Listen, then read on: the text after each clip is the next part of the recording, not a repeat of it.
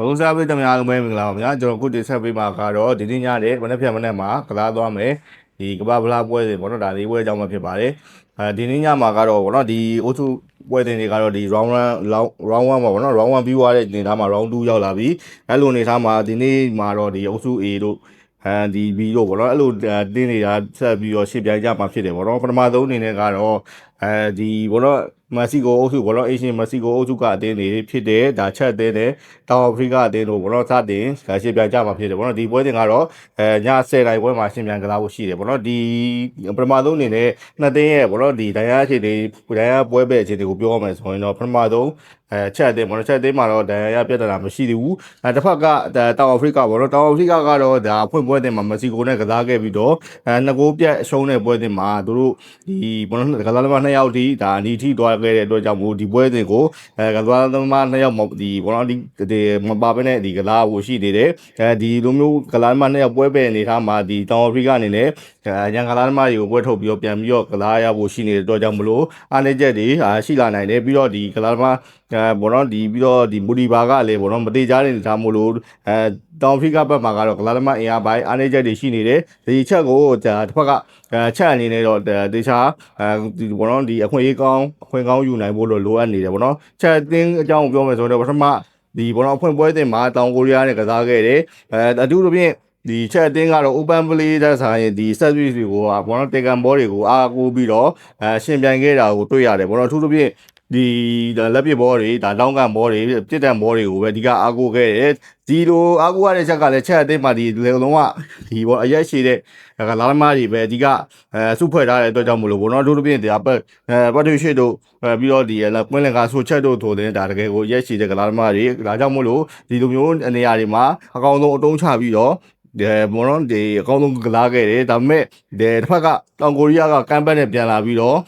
တို့ကိုဒါပို့နဲ့သွားတဲ့အတွက်ကြောင့်မလို့အဖွင့်ပွဲမှာရှုံးပွဲနဲ့ကြုံခဲ့ရတယ်ပေါ့နော်ဒါကြောင့်မလို့ချက်အသင်းအနေနဲ့အနည်းဆုံးဒီအုပ်စုတတိယနဲ့တက်ဖို့ဆိုရင်တော့ဒီပွဲတင်ကိုမဖြစ်မနေအနိုင်ရဖို့လိုအပ်နေတယ်ဒါကြောင့်မို့လို့ဒီပွဲတင်ကိုလုံးဝအင်တိုင်းအားတိုက်ဒါအားထည့်ပြီးတော့ကစားလာဖို့ရှိနေတယ်ပေါ့နော်တစ်ဖက်ကတောင်အာဖရိကပေါ့နော်တောင်အာဖရိကကတော့အရင်တုန်းကဒီဘောနော်2010တုန်းကဒီအကောင်းဆုံးကစားခဲ့တဲ့တောင်အာဖရိကလူမျိုးတော့မဟုတ်ဘူးတော်တော်လေးပွဲမထခင်ကလေးကအားနည်းတဲ့အသင်းတွေမှာပါဝင်ခဲ့တယ်ဒီလိုနေထားနေမှာအခုလဲဒီကလာသမား2ယောက်ကလည်းပွဲပယ်အောင်မယ်ဆိုတော့ဒီကလာသမားအရာပိုင်းအားနည်းချက်တော်တော်ရှိနေတယ်ဒီမက္ကဆီကိုနဲ့ပွဲမှာကြည့်မဲ့တော့လေနှစ်ဂိုးပြတ်ရှုံးတဲ့အပြင်ကိုသူတို့အနေနဲ့ဒီမက္ကဆီကိုဘက်ကိုဘာမှတိတ်ပြီးတော့လုံးပြနိုင်ခြင်းမရှိတဲ့ဒီတော်တော်လေးအခြေသွမ်းပိုင်းအအားနည်းခဲ့တာကိုတွေ့ရတယ်ဒါကြောင့်မို့လို့တစ်ဖက်ကဒီဥရောပအသင်းလက်တဲ့ကိုပြောလို့ရတယ်ဒီချက်အသင်းနဲ့တွေ့တဲ့အချိန်မှာတော့ဒီတော်တော်လေးရုန်းကန်ဖို့ရှိနေတယ်ချက်အသင်းအနေနဲ့ကတော့အတူတူပြင်းဒီဘောနော်ဒီလိုအခွင့်ကောင်းတစ်ခုကိုအကောင်းဆုံးဖန်ဆုပ်နိုင်ဖို့တော့လိုအပ်နေတယ်ပေါ့နော်ဟတ်တူအနေထားကိုကြည့်မယ်ဆိုတော့နှစ်သိန်းကြားဒီဟတ်တူအနေထားတော့မရှိခဲ့ဘူးပေါ့နော်ဒီပွဲစဉ်မှာစတင်ပြီးတော့ဒီဆိုင်ကြမှာဖြစ်တယ်ပေါ့နော်ဒါကြောင့်မို့လို့လက်ရှိဈေးကွက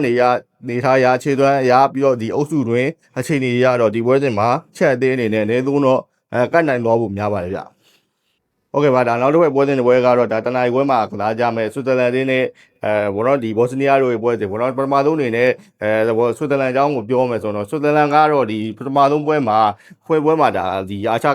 ျဘောနော်ကိုသားပြူကာတာနဲ့ရှင်ပြိုင်ခဲ့ရတယ်ဒါသူတို့အနေနဲ့ပွဲလုံးဘောနော်ဒီချွေသွမ်းပိုင်းရအသာသီးနဲ့ကစားနိုင်ခဲ့တယ်ဒီကန်ချက်တွေတဲ့ဇတိုက်ဘောနော်26ခင်းဒီကန်ခွင့်ရတဲ့အထိဇတိုက်ဒီလိုအနေနဲ့ပွဲကိုလွှမ်းမိုးနိုင်ခဲ့တယ်ဆိုပေမဲ့ဒီအမ်ပိုလိုရဲ့ပနတီတစ်လုံးမှရခဲ့တယ်ဘောနော်ပနတီလုံးနဲ့ပဲတို့ဥဆောင်နိုင်ခဲ့တယ်ပြီးတော့ဒီအဓိကအပြင်ပွဲကိုအရင်ထိန်းကန်တဲ့အနေအထားတွေမှာဒီတစ်ဖက်ကကာတာကဒါပြန်ပြီးတော့တိုက်စစ်ဆင်လာတဲ့အနေအထားမှာပွဲပြီးကန်ဒီဂိုးပေးလိုက်ရပြီးတော့တည်တမတ်ပဲရခဲ့တယ်ဒါကတော့ဒီဆွစ်ဇာလန်အတွက်တကယ်ကိုထိုးနှက်ချက်ဖြစ်တယ်ပေါ့နော်။ဘာကြောင့်လဲဆိုတော့ဒီအုပ်စုမှာဆွစ်ဇာလန်ကဒီဘောနော်ဒီအုပ်စုပထမနေရာနဲ့တက်မယ်ဆိုပြီးတော့တစ်ပြေးနေတဲ့အတင်းတင်းဖြစ်တာကြောင့်မို့လို့ဒီလိုမျိုးတေပဲဒီကာတာလိုတင်းမျိုးနဲ့တွေ့ရချိန်မှာတေပဲရလိုက်တာကတော့ဆွစ်ဇာလန်အတွက်တကယ်ကိုဒီထိုးနှက်ချက်ဖြစ်နေတယ်။ဒါကြောင့်မို့လို့အခုဒီဥရောပအချင်းချင်းဖြစ်တဲ့ဒါဘော့စနီးယားနဲ့တွေ့တဲ့အချိန်မှာတော့ဆွစ်ဇာလန်တို့အကောင်းဆုံးဒီပြန်လာနိုင်ဖို့လိုအပ်နေပြီပေါ့နော်။ဒါတစ်ဖက်က ဘော်စနီးယားကိုကြည့်မယ်ဆိုရင်တော့ဘော်စနီးယားကတော့ဒီအေရှင်းကနေဒါကိုအကောင်းဆုံးကစားခဲ့တယ်ဒီအနိုင်ရဖို့တော့တော်တော်လေးနီးစပ်ခဲ့တယ်ဘောတော့ပထမဆုံးဒီဘောတော့ပထမပိုင်းမှာသူတို့အနေနဲ့လူကေရဲ့ဂိုးနဲ့ဥဆောင်နိုင်ခဲ့တယ်ဆိုပေမဲ့ဒီပွဲပြီးကန်ဒီမှာဒီတစ်ဖက်ကကနေဒါကိုပြန်ပြီးတော့ခြေပါကိုခွင့်ပြုလိုက်ရတဲ့အတွက်ကြောင့်မလို့သူတို့အနေနဲ့တည်ရတမတ်ပဲရပြီးတော့ဒီနိုင်ပွဲနဲ့ဝေးကွာခဲ့ရတယ်ဒါလေးကတော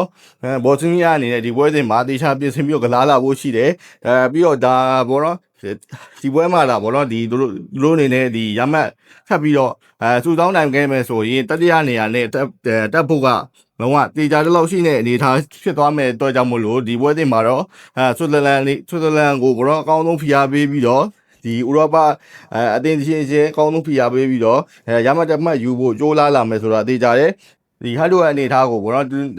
ကြည့်ရမယ်ဆိုရင်တော့ဒီ2016လုံးကတစ်ခါပဲတွေ့ဘူးတယ်အဲ့တုန်းကချိန်ဆန်းပွဲကစားခဲ့တော့ကတော့ဒါဘော့စနီးယားကနှစ်ဂိုးပြတ်နဲ့အနိုင်ရခဲ့တာကိုတွေ့ရတယ်ပေါ့နော်အလိုအနေထားမှာဒီလက်ရှိဈေးကွက်ရကိုကြည့်ချွေသွမ်းရကိုကြည့်မယ်ဆိုရင်တော့ဆွစ်ဇာလန်ကတော့ဘောတော့ဥရောပအသင်းချင်းဆိုရင်တော့တို့အကောင်းဆုံးကစားတက်တာကိုတွေ့ရတယ်ခြေစပွဲတုန်းကလည်းဒါတွေကိုတက်တည်ပြခဲ့ပြီးပြီပေါ့နော်ဒါကြောင့်မလို့ဒီပွဲတင်မှာလေဒီဘောတော့ဆွစ်ဇာလန်အနေနဲ့အနည်းဆုံးကတ်နိုင်တော့ဖို့များပါတယ်ဗျဟုတ်ကဲ့ပါဒါနောက်ထပ်ပွဲစဉ်တစ်ပွဲနေကတော့ဒီ၄နိုင်ခွဲမှာကစားမယ်ကနေဒါနဲ့ကာတာတို့ရဲ့ပွဲစဉ်ပေါ့နော်ပထမဆုံးအနေနဲ့ဒီအေရှင်းကနေဒါပေါ့နော်ကနေဒါကတော့ဒီခုနကဒီဘော်စနီးယားနဲ့ကန်တဲ့အချိန်မှာဒီရှုံးနေဖို့ပေါ့နော်ရှုံးဖို့တော်တော်လေးနီးစပ်ခဲ့တယ်ဆိုပေမဲ့နောက်ကျကိုနဲ့အတူပဲတေးရမှတ်ရယူနိုင်ခဲ့တယ်အဲ့တေးရမှတ်ကလည်းကနေဒါအတွက်ဒီကမ္ဘာဖလားတမိုင်းမှာပထမဆုံးရမှတ်ဖြစ်ခဲ့တယ်ပေါ့နော်ရှေ့ဒီကမ္ဘာဖလားတွေတုန်းကသူတို့ဝင်ရောက်ချင်းပြိုင်ခဲ့တယ်ဆိုပေမဲ့ဒါရမှတ်မရပဲထွက်ခဲ့ရတယ်အခုလိုတော့ရမှတ်ရခဲ့ပြီးတော့လည်းဒီအဓိကအဖြစ်အေရှန်အားသာချက်ပေါ့နော်အေရှန်အားသာချက်ရှိနေတဲ့ချိန်မှာသူတို့အနေနဲ့အကောင်းဆုံးဒီအုပ်စုတက်ဖို့အကောင်းဆုံးကြိုးစားလာဖို့ရှိနေတယ်တစ်ဖက်ကဒီကာတာကိုကြည့်မယ်ဆိုတော့ကာတာကတကယ်ကိုဘောနော်ဒီခုနကဒီဆွစ်ဇာလန်နဲ့ကန်တဲ့အချိန်မှာဒီလူတွေဘောနော်ဒီပြည်သက်တွေမမှန်ထားတဲ့ဒီရလက်မျိုးတစ်ခုကိုရယူနိုင်ခဲ့တယ်ဒါဥရောပအင်အားကြီးဆွစ်ဇာလန်နဲ့ကန်တဲ့အချိန်မှာတို့အနေနဲ့အကောင်းဆုံးရှင်ပြိုင်ပြီးတော့ရမတ်တမတ်အဆူတောင်းနိုင်ခဲ့တယ်ပြီးတော့အခုဒီအေရှင်းကနေဒါနဲ့ပွဲမှာသာထပ်ပြီးတော့ရမတ်ယူနိုင်ခဲ့မယ်ဆိုရင်တို့အနေနဲ့ဒီအုပ်စုတက်ဖို့အချိန်ကြီးကောင်းသွားမယ်ဆိုတော့ဘောနော်ကာတာအနေနဲ့တကယ်ဆွစ်ဇာလန်ဒီကာတာကနေဒါစီကနေဘောနော်တို့အနေနဲ့အကောင်းဆုံးရမတ်ယူဖို့ကြိုးစားလာမယ်ဆိုတာသိကြနေတယ်ဒါတစ်ခုရှိရမှာကတော့ကနေဒါရဲ့ဒဏ်ရာရပြဿနာပိုင်းပေါ့နော်ဒဏ်ရာရပြဿနာပိုင်းမှာအဓိကအဖြစ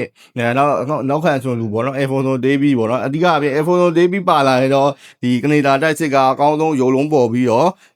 ့ပြိုင်ဘက်တွေကိုအကောင်းဆုံးထိုးနေနိုင်မယ်တို့ယုံကြည်ရတယ်ဒါပေမဲ့Alphonso Daviesကပြိုင်ပွဲမတိုင်ခင်တည်းကဒီဒဏ်ရာရနေတော့ကြောင့်မလို့ဖွင့်ပွဲကိုလည်းလွဲခဲ့တယ်အခုပွဲမှာလည်းဒီပါဖို့မသေးကြတဲ့အနေအထားလေးဖြစ်နေတယ်ပေါ့နော်ဒါကြောင့်မလို့ကနေဒါရဲ့ဒီလက်ရှိဒီဘောနချေသွမ်းပိုင်းရလက်ပိုင်းအုပ်စုတက်ရေးတို့ကဒီAlphonso Daviesရဲ့ချေသွမ်းပေါ်မှာမူတည်နေတဲ့နောက်ထပ်ဒီသူတို့ရဲ့ဒီကျဲပွဲကလာမတူဖြစ်တဲ့ဂျွန်နယ်ဒေးဗစ်ကတော့ဒီပြီးခဲ့တဲ့ပွဲစဉ်မှာတိတ်ပြီးတော့ဒီချေသွမ်းပြနိုင်ခြင်းမရှိခဲ့ဘူးခွင့်ရေးအချို့ရတဲ့စင်မှာလည်းသူတို့သူအနေနဲ့ဖြုံးတိပြခဲ့တဲ့အနေထားတွေတွေ့ခဲ့ရတာကြောင့်ဒီမှာတော့ဒီ Alphonso Davies ပါလာနိုင်တော့ကနေဒါတဲ့တော်တော်ကြီးအားတက်စရာဖြစ်မယ်ပေါ့နော်တစ်ဖက်ကကာလာကတော့ထုံးစံတိုင်းပဲပေါ့နော်ဒ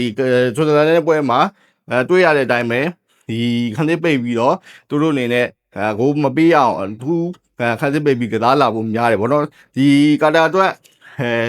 ဒီစိတ်ဝင်စားကြကောင်းတာကတော့ဒီနီးပြပိုင်းပေါ့နီးပြပိုင်းမှာတော့သူတို့အနေနဲ့နီးပြကြီးဒါလိုဘက်ဒီကူရဲ့အောက်လက်အောက်မှာအကောင်းဆုံးရှင်ပြိုင်ပြီးတော့ဒီတစ်ဖက်ကကနေဒါကိုဘောနော်အကောင်းဆုံးထိုးတက်သွားနိုင်မလားချက်ကြည့်ရမယ်ဟတ်တူအနေထားကိုကြည့်မယ်ဆိုရင်လေသူတို့အနေနဲ့ဒီနှစ်သိန်းကြာတစ်ချိန်ပဲရင်ဆိုင်ခဲ့ဘူးတဲ့ခြေစမ်းပွဲကန်တဲ့အချိန်မှာကနေဒါကနှစ်ကိုးပြက်နဲ့ဒါနိုင်ရခဲ့တာကိုတွေ့ရတယ်ပေါ့နော်အဲ့လိုအနေထားမှာဒီလက်ရှိဒီဈေးကွက်ခြေအနေနဲ့ဘောနော်ဒီနှစ်သိန်းကြာခြေသွမ်းတွေကိုကြည့်မယ်ဆိုရင်ကာတာကဒီကျင်းနေတယ်ဒါဒီတို့အနေနဲ့အင်ရှင်ကိုဘုံမပေးအောင်ပိတ်ကလားလာဖို့များလို့ပဲကနေဒါတိုက်စစ်ကလည်းဒီအဖွင့်ပွဲအခြေအနေကိုကြည့်မယ်ဆိုရင်အရင်ကြီးကောင်းလဲအခြေအနေမှာမရှိဘူးအဆုံးတက်ပိုင်းလည်းအတော်လေးအားနေတဲ့အတွက်ကြောင့်မလို့ဒီပွဲစဉ်မှာတော့ကိုယ့်ဘပွဲစဉ်တစ်ပွဲဖြစ်ဖို့များပါဗျဟုတ်ကဲ့ပါဒါနောက်ဆုံးပွဲစဉ်တွေလည်းကတော့ဒီဘောလုံးမနက်ခုနကပွဲမှာကစားမယ်အင်ရှင်မက်ဆီကိုနဲ့ဒါတောင်ကိုရီးယားတို့ရဲ့ပွဲတွေဘောနော်နှစ်သိန်းလုံးကဘောနော်ဒီအုပ်စုအဖွင့်ပွဲတွေမှာနိုင်ရထားတဲ့အတွက်ကြောင့်မို့လို့ဒီပွဲတွေမှာလ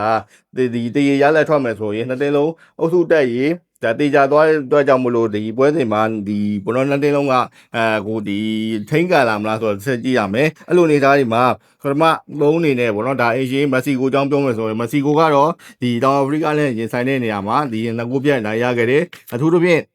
သူတို့ရင်ဆိုင်ရတဲ့ပြန်ဘက်ပေါ့နော်တောင်အာဖရိကကဒီနေ့ကမ္ဘာဖလားမှာဒီအင်အားနည်းတဲ့အသင်းဖြစ်ဒါဘောနော်တမတ်ခံထားတဲ့အသင်းဖြစ်တာကြောင့်မို့လို့ဒီပွဲစဉ်ကဒီဘောနော်မက်ဆီကိုရဲ့ခြေသွမ်းကိုဒါစမ်းတက်ခံမဲ့ပွဲစဉ်လို့ပြောလို့မရသေးဘူးအခုဒီကိုရီးယားနဲ့ပွဲစဉ်ကပဲတကယ်ကိုသူတို့ခြေသွမ်းကဘယ်လောက်ထိရှိတယ်ဒီအရှင်နဲ့အရှင်အနေနဲ့ဘယ်လောက်ထိလုံးပြနိုင်မယ်ဆိုတာဒီပြသနိုင်မဲ့ခွင့်ရေးလို့ယုံကြည်ရတယ်ပေါ့နော်ဒါကြောင့်မို့လို့ဒီမက်ဆီကိုအနေနဲ့ဒီနေ့ညပွဲစဉ်မှာဒီအကောင်းဆုံးရှင်ပြိုင်လာဖို့ရှိနေတယ်ခုနကပြောလို့တည်ရရင်တက်ပြီဆိုပေမဲ့အရှင်ပရိသတ်ရှေ့မှာတော့ဒီ၃ပွဲလုံးနိုင်ရအောင်ကစားမယ်လို့ယုံကြည်ရတယ်ပေါ့နော်ဒီမက်ဆီကိုတင်းရဲ့ဒီအဓိကအပြင်ပေါ့နော်ဒီဒိုင်ယာပြဿနာကိုကြည့်မယ်ဆိုရင်တောင်အာဖရိကနဲ့ပွဲတုန်းကအနီကက်ထိခဲ့တဲ့မွန်တက်စ်ပေါ့နော်ဒီပွဲဒီကလာမကတော့ဒီပွဲစဉ်ကိုပွဲပဲဖြစ်တဲ့ကြောင့်မလို့ကျင်းနေပေါက်လွဲမဲ့အနေထားရှိတယ်ကိုရီးယားဘက်မှာကတော့ဒီဘောနော်တရင်လုံးအေးစစ်ပဲပေါ့နော်ဒီလူတုံတက်ဆုံနဲ့ကစားလာဖို့ရှိနေတယ်ပေါ့နော်ဒီကိုရီးယားကတော့ကမ္ဘာဖလားတွေတုံးလာတဲ့မတူပဲအကောင်းဆုံးရှင်ပြိုင်ပြီးတော့နောက်စနစ်တက်ရအကောင်းဆုံးကြိုးစားလာတာကိုတွေ့ရတယ်သူတို့ပြင်ပြီးခဲ့တဲ့အချက်နဲ့ပွဲစဉ်မှာကြည့်မယ်ဆိုရင်ချက်ကိုဥဆောင်ကိုပေးလိုက်ရတယ်ဆိုတော့မှဒီသူတို့အနေနဲ့ကမ်းပတ်နဲ့ပြန်လာပြီးတော့နှစ်ကိုးပြန်သွင်းပြီးတော့ဒီနိုင်ပွဲရအောင်ယူနိုင်ခဲ့တယ်ဆိုတော့တကယ်ကိုချီးကျူးတင်နေတာဖြစ်တယ်အထူးသဖြင့်ပေါ့နော်ဒီတောင်ကိုရီးယားဘက်ကနံပါတ်6ဆိုရင်အကောင်းဆုံးကြိုးစားပြီးတော့အသင်းအတွက်ဒီခြေပါကိုယူနိုင်ခဲ့တဲ့ကလာသမားတူဖြစ်တော့ကြောင့်မို့လို့ဒီပွဲစဉ်မှာလည်းဒါမက်ဆီကိုအကောင်းဆုံးထုတ်ရပေးနိုင်မလားဆက်ကြည့်ရမယ်ကိုရီးယားကတော့သိကြတယ်ပေါ့နော်ဒီပွဲစဉ်မှာဒီတမတ်ရယုံနဲ့သူတို့ကျင်းနေမဲ့ပွဲစဉ်တစ်ပွဲလို့ပြောလို့ရတယ်ဒါပေမဲ့ဒီမက်ဆီကိုကနည်းနည်းလေးဒီအမားလောက်တာနဲ့ကိုရီးယားဘက်ကလည်းဘောနော်ဒီလုံးဝခွင့်ရေးသုံးချနိုင်မဲ့ကလာသမားတွေများပြားရှိနေတဲ့တော့ကြောင့်မို့လို့ဒီပွဲစဉ်ကတော့ဒီအုပ်စုဘူလူမဲ့ပွဲစဉ်ဖြစ်တယ်လို့ပဲပြီးတော့ဒီဘောနော်နှစ်တင်းလုံးကလည်းဒါနိုင်ပွဲရတာတဲ့အတွက်ကြောင့်မလို့ယုံကြည်မှုပြည့်ဝနေတဲ့အတွက်ကြောင့်ဒီပွဲစဉ်ကတော့တကယ်စောင့်ကြည့်တဲ့ပွဲစဉ်တွေမှာပါဝင်တယ်ပေါ့နော်ဟုတ်ကဲ့ပါကျွန်တော်ကိုတင်ဆက်ပေးခဲ့တာကတော့ဒီနေ့ညနဲ့မနက်ဖြန်မနက်မှာကစားမယ်ဒီကမ္ဘာဖလားအုပ်စုပွဲစဉ်၄ပွဲကြောင်းမှာဖြစ်ပါတယ်နောက်ပွဲစဉ်တွေမှာလည်းကျွန်တော်တို့တွေကအခုလိုမျိုးပဲပွဲချုပ်လုံးတစ်ချက်တွေကိုဆက်လက်တင်ဆက်ပေးမှာဖြစ်လို့ဘလုံးစပရိတ်တွေစောင့်မျှော်ကြည့်ကြဖို့ဖိတ်ခေါ်လိုက်ပါတယ်ကျေးဇူးအားပေးကြတဲ့ပရိသတ်တွေအကုန်လုံးကိုကျေးဇူးတင်ရှိပါတယ်ခင်ဗျာ